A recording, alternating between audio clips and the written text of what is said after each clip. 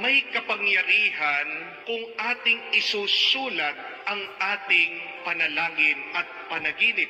At isang paalaala po ito, na pag tayo ay nagdarasal, dapat siguradong sigurado tayo, maniwala tayo na ipagkakaloob sa atin ito ng Panginoon.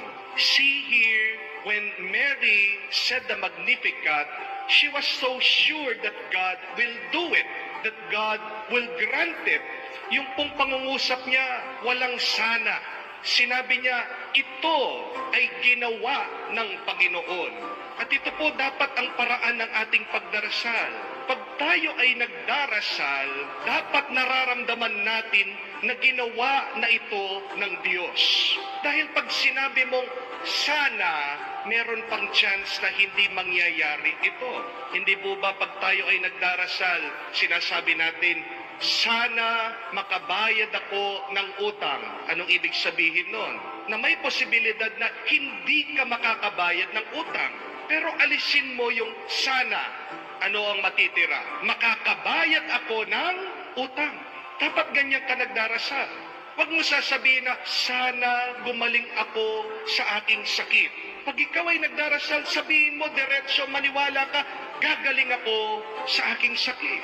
Huwag mo sasabihin na, sana maayos na kami ng aking asawa. Sana maging maayos ang aming pamilya. Para sinasabi mo at naniniwala kang meron pang chance na hindi kayo magkakaayos. Sabihin mo, maniwala ka, magkakaayos kami ng aking asawa. Magiging maayos din sa aming pamilya. When you pray, believe that God has already granted you that prayer. And this is what we call faith. Ito po ay ang pananampalataya na totoo hinihiling mo, pero sa paghiling mo, naniniwala ka na binigay na agad sa iyo ng Diyos. Maaring hindi pa ngayon, pero kamukha na nakasulat sa Propeta Habakuk sa nakatakdang panahon. In God's time. What is important is that we write it clearly, plainly, araw-araw, basahin mo, magtiwala ka na ipagkakaloob sa iyo ng Diyos. Napakarami kasi natin mga ibang sinusulat sa ating buhay.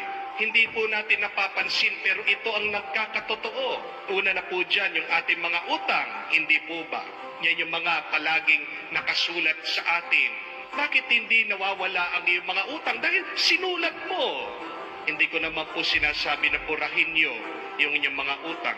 Baka pag dumating ang naniningil sa inyo, sabihin nyo, ay sinabi ni Father Joel, wag kong isulat, kalimutan ko daw ang aking mga utang. Hindi po.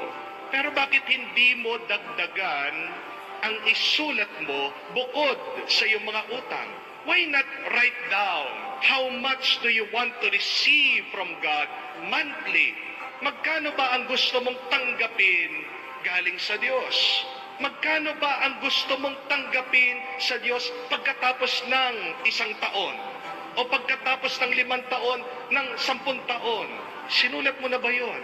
Bakit hindi kayo mayaman? Dahil puro utang ang nakasulat.